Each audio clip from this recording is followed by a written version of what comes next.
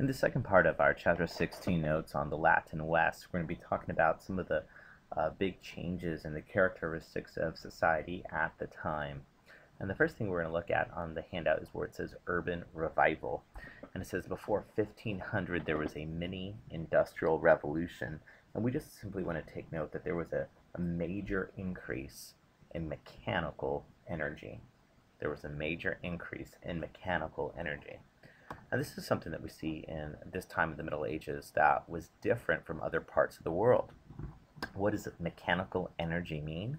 Well, this is the use of windmills, this is the use of water wheels, this is the use of harnessing sources for energy that otherwise were not as easily accessible at earlier time periods. And we're going to see a lot of advances in the Latin West at this time, and an area that we'll see a major advances in the area of trading cities. If you take a look at the map here, we have some of the most noteworthy trading cities, all of them in northern Italy. And on the handout where it says northern Italian trade cities, I gave you some examples like Venice and Genoa, but it's not the only one. There's also Milan, there's also Florence, there's these cities that are all in the northern part of Italy. And so on the handout where it says northern Italian cities, we want to write down that they dominated trade with the Eastern Mediterranean. They dominated trade with the Eastern Mediterranean. And these are cities that were relatively unimportant immediately after the fall of Rome, but gained importance in the late Middle Ages. And these city-states that we're looking at, Venice, Genoa, Florence, Milan, one of the things that you want to write down is a couple of characteristics about them, and there's three things I want you to write about them. I want you to write down that they stressed these three things. They stressed Christianity. These were overwhelmingly Roman Catholic cities. These cities stressed capitalism. In fact, we're going to probably say that capitalism begins in these cities. And we also want to say about these northern Italian cities that they stressed cooperative government. What I mean by that is that they actually have some kind of proto-democratic practices, that they have no governments that have like a clear king-like figure. They are not going to be like what we see with the Holy Roman Empire in modern-day Germany. There's not going to be like a king of France. And the good thing about their location is that they're actually protected by mountains from the Holy Roman Empire to the north and France to the northwest. And because of that, they don't ever get conquered by these other nations. So we almost have this little experimenting playground of political thought here.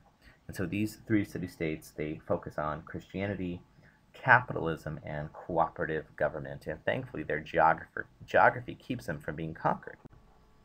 Now, this is a picture of modern-day Venice, and you could just look at that image and you can see how they're being situated on the sea is going to be a huge benefit to these cities, as they're going to trade with the Muslim Eastern Mediterranean world. They're going to be able to trade with the Byzantine Empire. They're going to be able to trade with all locations to the east, areas that Europeans are really interested in doing business with for some time. In fact, as we look at some of these cities, we're going to see this phenomenal amount of wealth and the stress, as we said, on Christianity and the Roman Catholic Church in particular. And here we can take a look at the Italian peninsula, and you can see that, really the Italian peninsula is perfectly positioned for international trade. Italy bisects the Mediterranean, sticks out right in the middle, and from Italy, from cities like Venice, cities like Pisa, you can go to the far west or go to the far east, hit North Africa, hit the Byzantine Empire, go on to the Muslim-controlled Middle East for luxury products and goods that Christians otherwise didn't have. So it's a great location. In fact, here you can see various trade routes used by the Italians. And remember, this is actually what gets the Black Plague brought into Europe, is this Italian trade patterns as they go all the way to Kaffa on the Black Sea, which is far to the northeast of Constantinople. But the Italians are dominating trade, and they're going to become incredibly wealthy as middlemen. You know, if you're a European in Spain or England or France or the Holy Roman Empire, which is modern-day Germany, and you want something from the Middle East, you know what you have to do? You have to go through these Italian merchants that were middlemen. And so products that were from the Middle East, well, they were incredibly expensive. Not only because they were from the Middle East, but because the Italians that were the middlemen were charging a price to be the ones that would bring it into Europe. And this whole middleman mentality is going to make the Italians a lot of money to build those fancy buildings that we saw some images of just a little bit ago. But it's also going to inspire the French and the Italian and the Spanish and the British to say, you know what, I think we can find a cheaper, quicker way to get to the Middle East or to India or to China on our own. Let's see if we can find a waterway. And because of this trade we see represented in this map, people like Chris Columbus say, instead of depending on these Italian merchants, why don't we sail west to get to the east? Well, the Italians do have a rival city, and that's going to be the city of Constantinople. Now, you might remember we've talked about something called the Fourth Crusade. Remember that the Crusades in general were attempts by Western Europeans from places like Germany, England, and France to liberate the Holy Land. From the Christian mindset, Muslims that had taken over the Holy Land were the aggressors. And the Byzantine Empire, that crumbling Christian Eastern Roman Empire, was suffering at the hands of these expanding Muslim powers. Now, in truth, the Muslims that took over the Middle East were pretty cool with like religious freedoms. Remember, the Quran says that there is no compulsion in religion. They don't really care about forcing you to convert for the most part. And this was, not a horrible thing for the people that lived in cities like Jerusalem. But when the Byzantine emperor realized that bit by bit his empire is going away, he called for help from the Pope Urban II, and the Crusades began. Well, the Crusades, you might remember, were short-term military victories, but long-term failures. The Christians did liberate the Holy Land for short amounts of times, but in the big picture, they would return to the Muslims, and the Muslims really didn't care about the Crusades. It was not a noteworthy experience, even though for Christians it was kind of a big deal. Now, also remember that even though the Christians didn't win the Holy Land, they did start to have this desire to continue to have products from the Middle East that they were exposed to as a result of the Crusades, things like sugar, coffee, spices, and other luxury goods. Well, if you look at the Fourth Crusade was when the city of Constantinople was pretty much just destroyed by their greatest rival, which was the city of Venice. Both cities are on the sea, but there's a difference between Venice and Constantinople, a religious difference. You might remember Constantinople, as the capital of the Byzantine Empire, was a center of Eastern Orthodoxy. If you're in Venice, you're in the western part of Rome, of Europe, you are a Roman Catholic.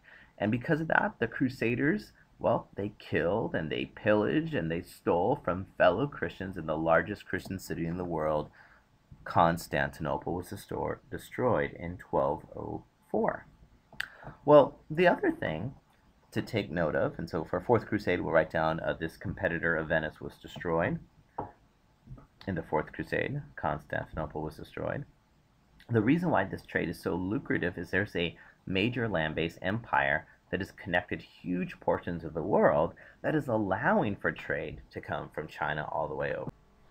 We talked about the Mongol Empire recently, this empire that stretches from Korea all the way to Russia. And this Pax Mongolica on your handout where it says Mongol Empire, we'll write down created an era of peace and increased trade and travel. That they created an era of peace and increased trade and travel. That's what we said the Pax Mongolica did.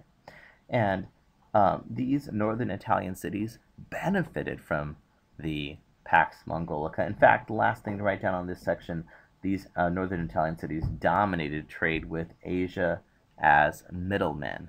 And that's why people like the Spanish are going to be okay funding Chris Columbus to sail around the world.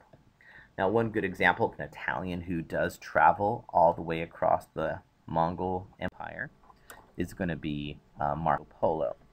Marco Polo is going to be traveling from Italy all the way across Asia by land and spending time in the Mongol Empire. And so on our handout where it says Marco Polo, we'll write down he made a famous trip to China. Marco Polo made a famous trip to China.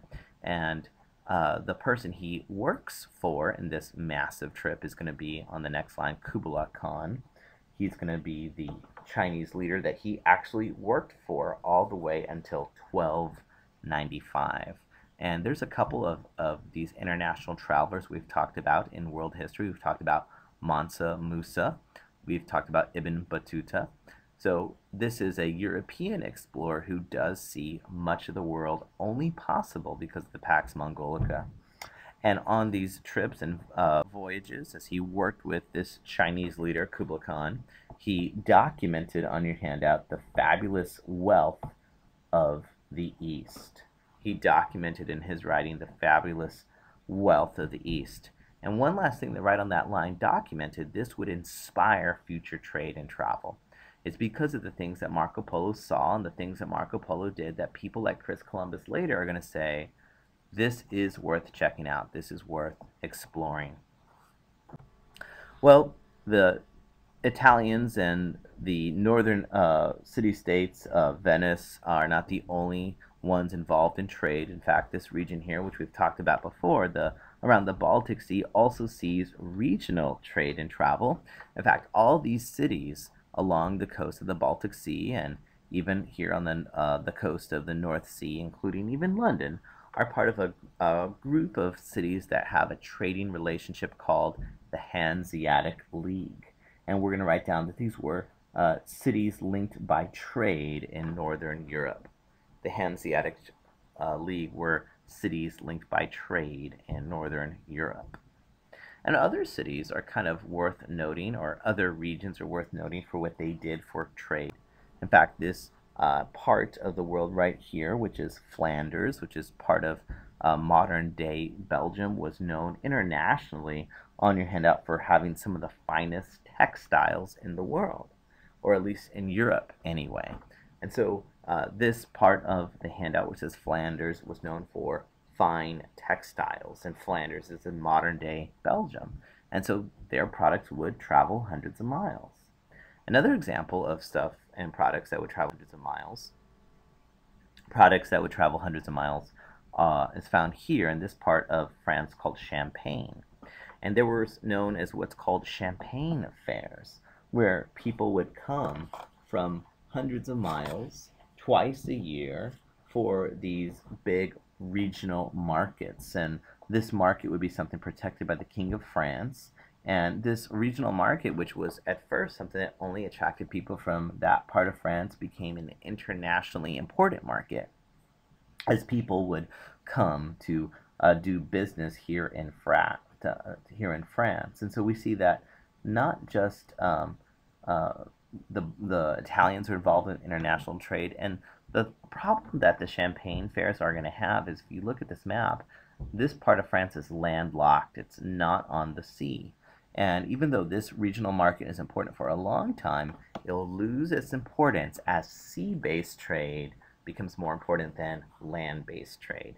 And that's going to be just the unfortunate result of progress, is that it's cheaper and faster to move products by sea. And the Champagne fairs, being important for a time, will be eclipsed by sea-based trade. Let's talk about civic life. And so on your handout, we'll write down those who lived in cities had greater freedoms than those in the country. People that lived in cities had greater freedoms than those who lived in the country. Remember, if you lived out in the countryside, you were likely a serf. And even though you did have freedoms, freedom to marry and freedom to make some of your own decisions, you couldn't be bought or sold. If you lived in the big city, there was more opportunities and greater freedoms for you. In fact, on your handout where it says the Italian and German cities, we'll write down they were actually independent. That there was no king ruling these Italian cities. And even in Germany, even though you technically lived in the Holy Roman Empire, the Holy Roman Empire, you might remember, was often criticized for being nothing that it advertised itself to be. You might remember there's this guy named Voltaire who said that the Holy Roman Empire was neither Holy Roman nor an empire. And that was true. There was German cities that kind of could do their own thing. There was a lot of freedom there. And on your handout, this allowed freedom on your handout creates innovations because there is no empire or government limiting what you can do. This allowed freedom helps create an atmosphere of innovation because there's no empire or government telling you what to do. Without a king or an emperor forcing you to do certain things, these freedoms allow innovations that we don't see elsewhere. In fact, the really cool thing about Italy, these city-states in Italy would have a literacy rate higher than any other part of Europe. Because once government gets out of the way, sometimes, and you have the freedom to do your own thing, there can be positive benefits. And so because these city-states had freedom, they had freedom to experiment and to prosper. The next line on the handout says cities were home to. We're going to write down the cities were home to the European Jews. Most Jews lived in the cities. You know, Jews often had jobs as businessmen. They often had jobs in banking. And if that's the main type of work that the European Jews were a part of, they're not going to work out in the farms. They're not going to be serfs. And they are going to be primarily known for their business practices and banking. And one of the reasons they became bankers is during the Middle Ages, it was actually considered a sin if you were a Christian to lend money to someone and charge interest. And at the time, the Catholic Church said if you were to charge interest to someone, you are sinning. Well, we need someone to have banks. We need someone to lend out loans. And the only large group of people or significant group of people that were not Christian in Europe were the Jews. And they said, hey, we'll go ahead and do that. We'll serve as bankers because they didn't have the limitations that the Catholic Church put on Christians. And because of that, unfortunately, there are some stereotypes about Jewish people that result because of this. On the next line, it says, mixed reactions. Jews were sometimes protected by the Catholic Church, and they were also sometimes persecuted by Catholics. And so throughout history, we see this mix as the Catholic Church believed the Jews were God's people, that the Jews were very special and should be protected, but practically people often had a lot of racism, a lot of distrust because the Jews were religiously different. One of the most horrific examples of what happens when people think you're different is the persecutions that happened in Strasbourg in 1349. Here, 2,000 Jews were burned alive because of these religious differences between Christians and Jews. And it's so sad that people who said they were Christians arrested Jews and burned them alive. And this almost is foreshadowing of what Adolf Hitler would do in Europe hundreds of years later. Now, the thing about this is these 2,000 Jews who die, some of these Jews, I've already told you, served as bankers. Some of these Jews, I already told you, were men who made their living by lending money. So think about this. If I'm one of these Christians who ties up these Jewish people and burns them, and one of the guys who dies was the man I borrowed money from, what happens? I don't owe him money anymore because he's dead. And what about all the wealth and the property that they had? Well, unfortunately, Christians took possession of them, and the children that these families left behind would be raised in Christian households, adding insult to injury to the Jewish community. Other examples of the difficulty Jews had is that from time to time they were actually kicked out of certain parts of the world. Spain, very famously in 1492, kicked out every Jewish person who refused to convert to Christianity. And so if you lived in Spain in 1492, the decision was made that we were going to have an all-Catholic nation, and you can either become Roman Catholic or get out of Spain.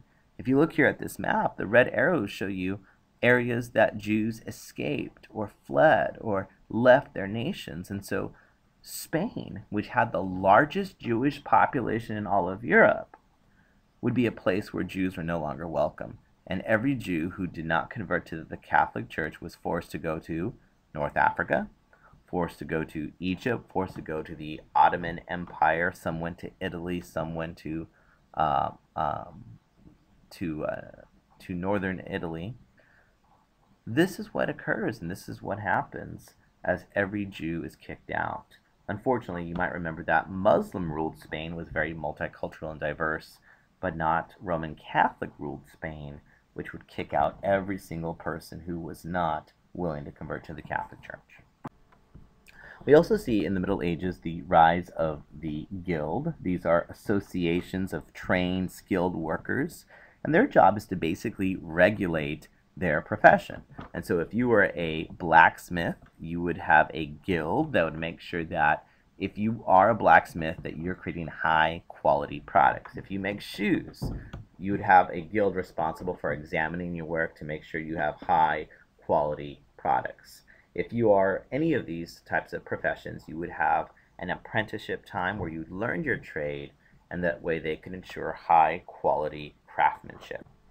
Even barbers at this time would have representation in guilds. And barbers had jobs in the Middle Ages a lot more diverse than we have today. In fact, barbers were responsible for dental work. Barbers were responsible for minor surgery. And barbers at the time did other things medically controversial today.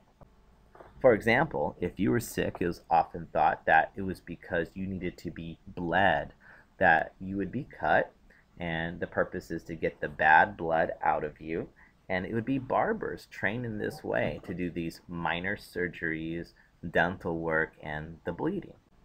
In fact, this common symbol you might see in a barber shop today has a white pole with red stripes.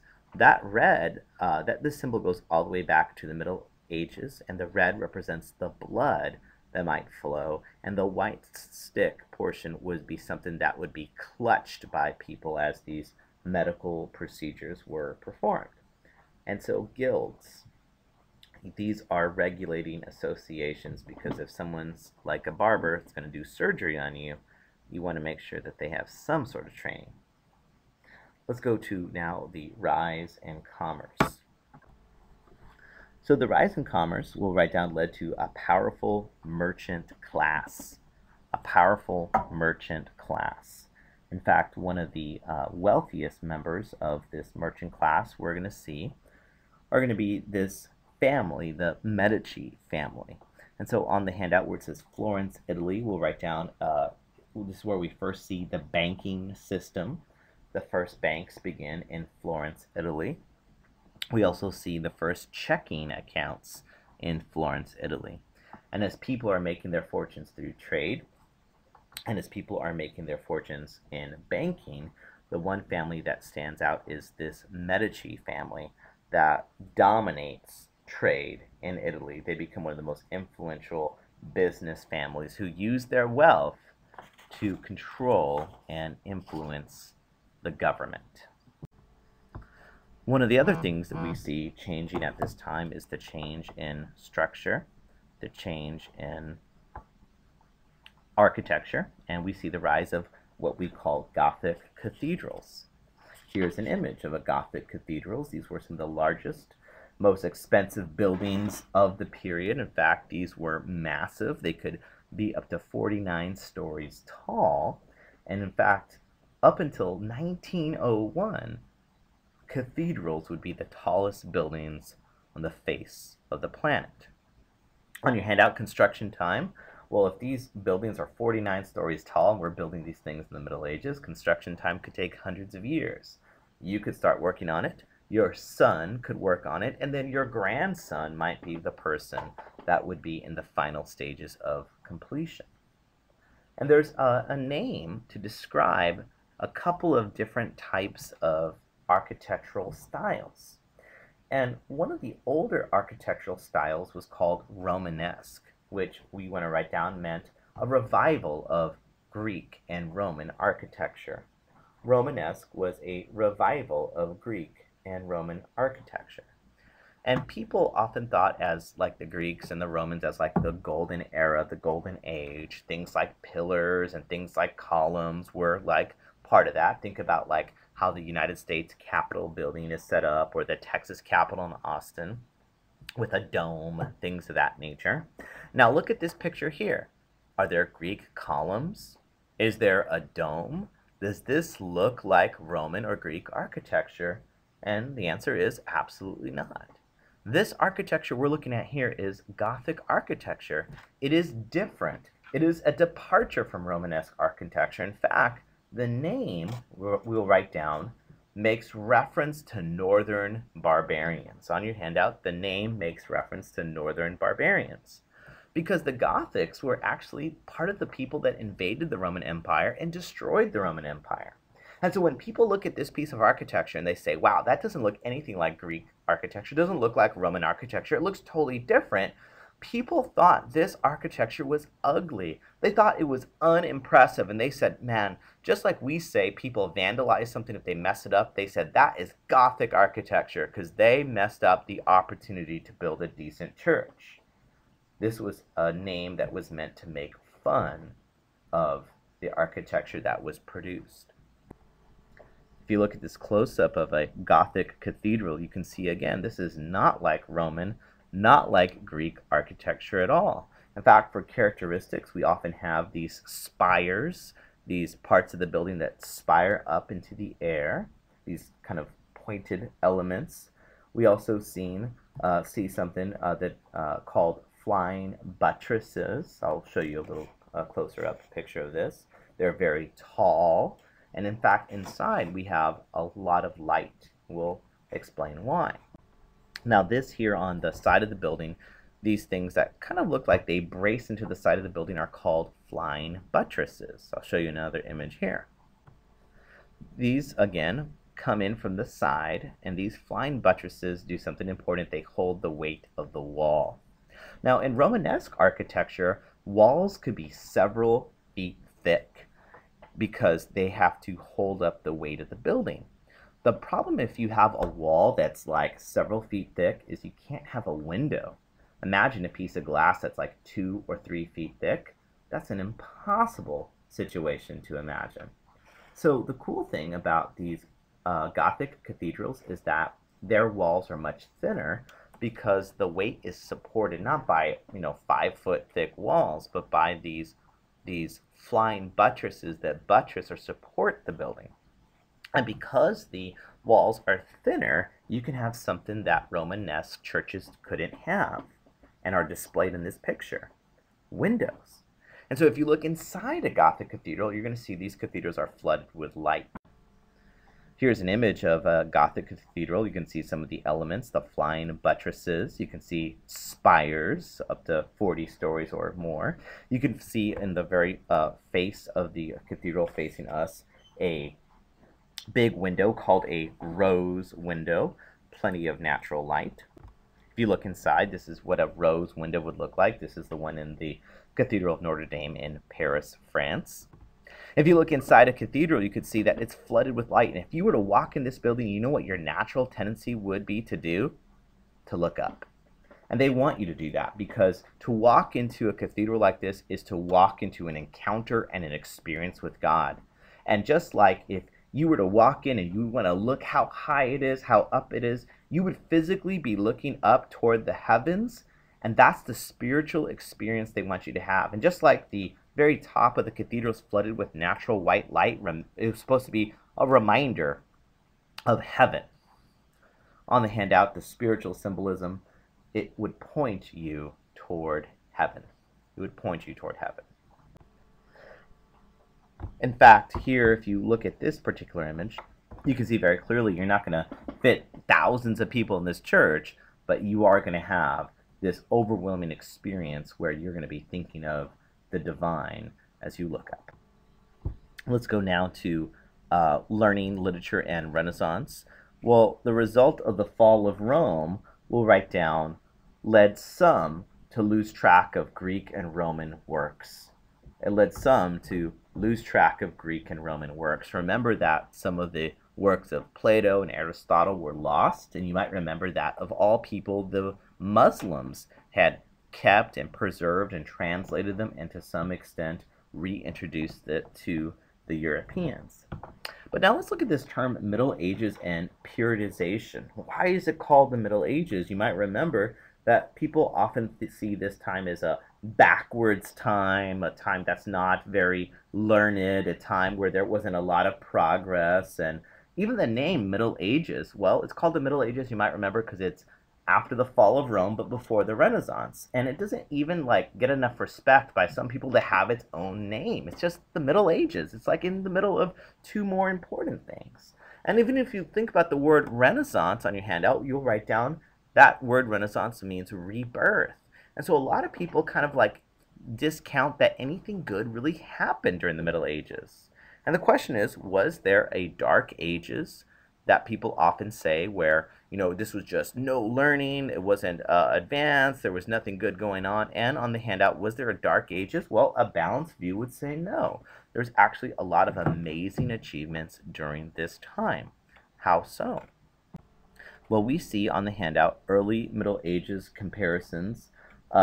They saw their schools were initially behind Muslim and Byzantine learning. Early Middle Ages saw their schools behind your Islamic and Byzantine schools or learning. So Europe originally, in the very beginning of the Middle Ages, after the fall of Rome, yes, it was behind the Islamic world. Yes, it was behind the Byzantine Empire, but that would change. In fact, on the handout, the liberation of parts of Muslim Spain would help reintroduce Greek learning to the rest of Europe. It would help reintroduce Greek learning to the rest of Europe. Why? Well, remember that Muslim-ruled Spain was a place of multiculturalism where Jews, Christians, and Muslims and Jews and all these people worked together with no conflict, relatively in peace. We might remember that Muslims, little by little, were going to be kicked out of Spain as the Catholics retook part of it. And as they retook Spain, they rediscovered all these great Greek and Roman books, and that would spread to the rest of Christian Europe. And one important thinker that you should take note of is this man named Avicenna, who was a famous Muslim philosopher. And this man from Spain was Muslim, and he would mix Greek philosophy and Islam. He thought there was no contradiction between reason and faith. Avicenna. We also see in Western Europe the rise of monasteries, which we've talked about before, which if you take a vow of celibacy, and if you're never going to get married, guess what's going to happen? You're going to have a lot of free time. Free time to read, free time to write, and free time to copy books by hand. And from there, we see the rise of the first universities on planet Earth. Nowhere on Earth do we see the true university begin other than in Western Christian Europe. On the handout, the first modern universities begin as a place to train Christian ministers, because Christian ministers or preachers had to know how to read and know even the original languages that the Bible was in. And some of the oldest Christian universities on the planet were Oxford and Paris. Here, images from the University of Oxford. And even today, Oxford University is still a major institution, and for some people, this is where you go to college. This is where your classes are held. This is where your lectures are conducted. Oxford University still attracts some of the best students in the world, and they've been teaching and issuing degrees since the Middle Ages. And we also have to say that perhaps these universities in Europe were partially inspired by Islamic madrasas. We've talked about madrasas before. These are schools where you go and memorize the Quran, and we may see some inspiration from these Islamic madrasas, but the universities are going to begin in their truest sense in Western Europe. The types of degrees you could get, well, you could get a bachelor's degree after 4 years of study. You could get a master's degree after 2 more years, and then finally you could become a doctor of whatever field of study that you had pursued as a result of that ultimate degree. In fact, we're inspired by this today. When you graduate high school, you'll dress in a very odd uniform that goes all the way back to the Middle Ages, and the teachers that take part in the graduation ceremony will also get dressed up. And if you see a teacher dressed up and they have kind of like this hood in the back, that means that they've earned a master's degree. If you see a teacher dressed up at graduation with these stripes on their shoulder and a hat and hood that looks like this, it means that they have earned their doctorate degree. And so even the way they dress has remained the same from then till today in our university and high school graduations.